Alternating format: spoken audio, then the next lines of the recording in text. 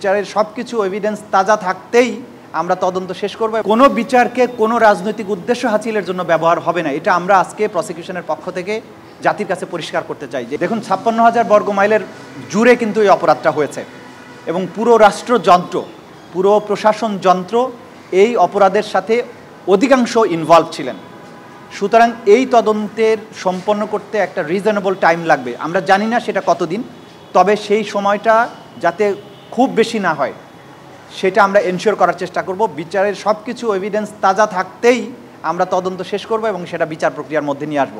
কিন্তু এক্স্যাক্টলি টাইমটা বলার জন্য এখনও বোধহয় সময়টা ম্যাচিউর হয়নি।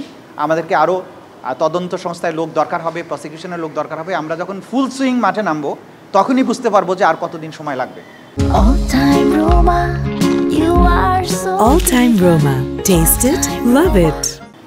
তবে প্রয়োজনের চেয়ে একদিন বেশিও নেওয়া হবে না এবং আমরা চেষ্টা করব দিন রাত্রি কাজ করতে।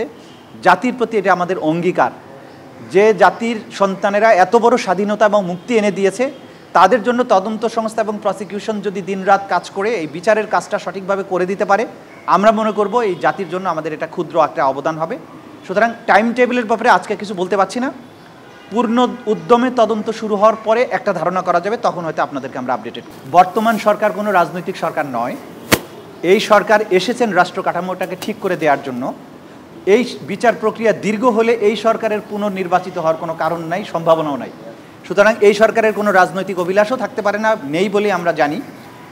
কোনো বিচারকে কোনো রাজনৈতিক উদ্দেশ্য হাসিলের জন্য ব্যবহার হবে না, এটা আমরা আজকে প্রসিকিউশনের পক্ষ থেকে জাতির কাছে পরিষ্কার করতে চাই যে এই বিচারের পেছনে কোনো রাজনৈতিক অভিলাষ নেই। এটা নিছকই ন্যায় বিচার প্রাপ্তির অভিলাষ, ন্যায় বিচার প্রাপ্তির থ্রাস্ট এবং এই যে আহত নিহত পরিবারের যে কান্না, সেইটা প্রতিকার করার প্রয়াস, এর বাইরে আর কিছু নেই এর মধ্যে।